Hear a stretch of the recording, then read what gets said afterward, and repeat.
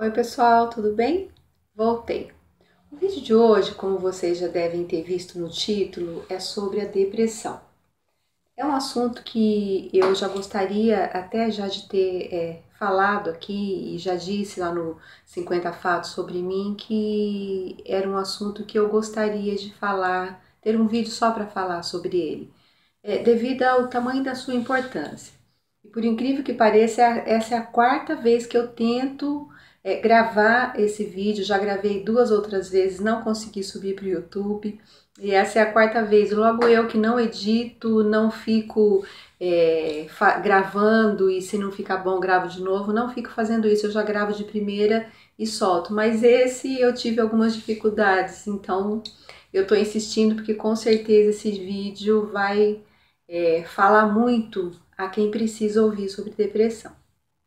E eu disse naquele vídeo que nós saímos, eu falei até uma coisa meio pesada, que nós saímos da depressão meio mutilados.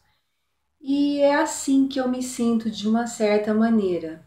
Eu tive depressão há 10 anos atrás e eu quero contar um pouquinho da minha experiência. Eu não sou formada em nada, não sou médica, não sou especialista, não tenho formação acadêmica nenhuma, mas eu tive a experiência de passar pela depressão. E eu queria falar um pouquinho sobre essa minha experiência de ter passado por um grau profundo de depressão. Há uns 10 anos atrás, foi quando ela se manifestou a primeira vez. E uma coisa interessante é que a depressão, ela nem sempre vem daquelas formas que a gente julga como seja um estado depressivo, ou seja, tristeza, apatia, né? A pessoa fica completamente para baixo, abatida. E eu não tive esses sintomas, né? Não, a princípio, não tive esses sintomas. Eu passei por um período de estresse muito grande, que eu vou falar depois, e num belo dia eu acordei de manhã, eu não morava aqui em Maringá, morava numa outra cidade, eu acordei de manhã sentindo um terrível enjoo. Mas era um enjoo tão profundo, que eu não conseguia tomar água, não conseguia escovar os dentes, não conseguia comer, só sentia aquele enjoo muito grande. E o meu marido me levou para o hospital, me fizeram vários exames, não descobriram o que eu tinha, me deram soro e me mandaram para casa. E eu continuei a passar mal daquela maneira. No outro dia de manhã, sempre assim, nas manhãs que eu acordava, eram os períodos em que eu mais passava mal. Então, quando eu acordava de manhã, a primeira coisa que eu sentia, eu falava, meu Deus, todo aquele jeito, e tava. Aí fui ficando debilitada, porque eu não me alimentava, não tomava água, então comecei a ficar desidratada também. Meu marido me levava para o hospital, os médicos faziam exames, não descobriam o que eu tinha, vários exames, vários médicos me davam soro com potássio, soro com glicose e me mandavam para casa. E eu fiquei nesse período e eu fui ficando cada vez mais debilitada, cada vez mais abatida, assim, fisicamente mesmo. E não era nada parecido com a depressão, com aquilo que eu achava que era uma depressão, porque poucas pessoas que eu tinha contato que já tiveram depressão, elas tinham um outro quadro mesmo, de uma tristeza profunda, que não era o meu caso. E eu fiquei entre indas e vindas nos hospitais, os médicos já começaram a achar que eu tinha alguma coisa mais grave, eu também achava, até que um dia um médico me examinou e ele disse, você está com depressão. E quando ele falou aquilo, parece que ele tirou assim uma venda dos meus olhos e eu comecei a chorar muito, porque eu disse, bom, então se é depressão, que bom, eu sei que tem tratamento, vamos tratar. E eu comecei a entender um pouquinho mais sobre a depressão, comecei a ler um pouquinho mais sobre a depressão e eu entendi que a depressão ela é uma baixa que o seu organismo tem da serotonina e isso pode acontecer por algumas razões, né? O teu cérebro pode parar de produzir a serotonina, ou ele pode não estar dando conta da produção da sua serotonina, que é o hormônio do bem-estar, por alguns motivos. Um é a questão química mesmo, que o seu organismo não produz a quantidade necessária, assim também quem, por exemplo, que tem problema de tireoide, que os hormônios ficam alterados, pode acontecer isso com a serotonina também. Uma ordem química, o teu organismo não produz, então você tem quadros de depressão que você tem que tomar medicação. Inclusive, a minha mãe, ela tem esse quadro, ela já trata de uma depressão há vários anos e ela não tem motivos aparentes, né? São deficiências do próprio cérebro dela mesmo. E a questão de genética mesmo, que também no caso é bem isso, né? O familiar tem, aí os filhos têm, algum parente tem, então tem essa questão genética também. E existe também a outra questão, que é a pessoa passar por algum estresse muito grande, por muito período, um período muito longo, e esse estresse, a pessoa vai usando toda a serotonina que ela tem para conseguir lidar com esse estresse, com essa dificuldade, até que ela não tem mais a serotonina necessária, então se instala o quadro depressivo.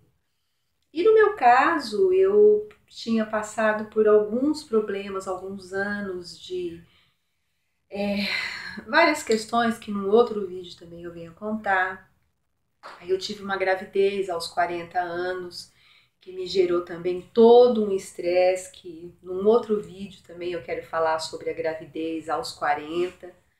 E mais a questão dessa mudança de cidade que nós tínhamos feito, que eu fiquei completamente sem parentes, sem amigos, as pessoas, né, não tinha contato com as pessoas, o meu telefone não tocava, a campainha não tocava, e eu que sou uma pessoa completamente relacionável, assim, fiquei profundamente deprimida.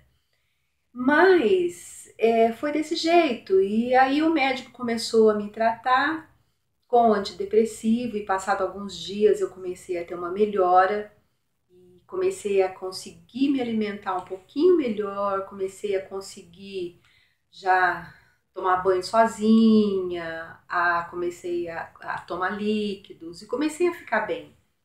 Só que eu desenvolvi o pânico, porque é incrível, né? A depressão, ela se instala. Com a falta da serotonina, se instala a depressão. E junto com a depressão, aparecem alguns distúrbios, muitas vezes nas pessoas, né? Então pode ser um toque, pode ser a síndrome do pânico, alguns medos, algumas coisas, algumas neuras, algumas coisas. No meu caso, foi o pânico. Então eu comecei a ter medo de morte. Então eram pensamentos assim repetitivos de morte, que eu ia morrer, que os meus filhos iam morrer, que meu marido ia morrer, que o telefone ia tocar e eu ia receber alguma notícia ruim. E eu não parava de pensar, eram pensamentos repetitivos, e isso foi se agravando, foi gerando todo uma desordem no meu organismo de novo, de ordem física, porque a depressão, ela sempre se manifesta de alguma maneira no físico. E aí eu comecei a ter esses sintomas da síndrome do pânico. E foi quando eu voltei ao médico e ele me deu um ansiolítico para tratar a síndrome do pânico. Porque se de uma maneira o antidepressivo ele trata a causa, o ansiolítico trata o efeito. E eu comecei a tomar. E eu comecei a ficar muito bem depois de algum tempo. Só que todo ansiolítico, ele gera uma dependência. E eu comecei a tomar de manhã e à noite, depois comecei a tomar só à noite para dormir e já não conseguia dormir mais sem esse antidepressivo. Passado algum tempo, eu já estava me sentindo bem, eu tirei o antidepressivo e fiquei só com o ansiolítico. porque eu já estava dependente. E eu me lembro que nesse processo que eu passei, eu fui atendida por uma psicóloga e ela me ensinou um exercício muito legal que eu já tive a oportunidade de passar para algumas pessoas. Então, ela dizia assim: quando você tiver a síndrome do pânico, que o seu organismo começar a reagir, você para e você fala com você mesmo. Porque o que acontece no pânico, por exemplo? Né? O seu coração fica acelerado, você tem uma taquicardia, você tem uma descarga de adrenalina, o teu corpo se prepara para alguma coisa que não vai acontecer. Então é uma disfunção do cérebro que manda essa mensagem errada para o teu corpo e o teu corpo só está reagindo para aquilo que ele julga ser um perigo para a sua vida. Então ela dizia: você para tudo, você se centralize, você diz para você mesmo: tá tudo bem, meu organismo está respondendo a uma mensagem do meu cérebro, que é uma mensagem errada, de que algo está acontecendo ou vai acontecer, mas está tudo bem e é só uma desordem química. E eu comecei a praticar isso. Então, quando eu sentia a síndrome do pânico, eu parava, falava assim: não, tá tudo bem, tá tudo tranquilo, não vai acontecer nada, o meu cérebro está entrando em parafuso, mas está tudo bem e isso vai passar. Porque é interessante, se você não consegue ter esse domínio na hora que você tem o ataque do pânico, as coisas vão se complicando, porque até tem uma frase legal que fala: o medo cria aquilo que teme. E é verdade, porque você começa a ter o pânico gera um medo, gera angústia, o teu organismo reage, de repente você vê e você não está mais dando conta daquela situação. E é interessante porque tem um salmo, né, que tem um versículo no salmo que o salmista fala: porque estás abatida, ó minha alma, confia em Deus. Então ele lá atrás já fazia isso, ele já falava com a alma dele. E nesses momentos de pânico, uma coisa que me ajudava muito era exatamente a me aquietar e falar comigo mesmo: tá tudo bem, não vai acontecer nada de ruim, eu estou tendo uma desordem no meu cérebro, mas vai passar e eu vou ficar bem. E assim eu fazia sucessivamente, todas as vezes que eu tinha o ataque de pânico.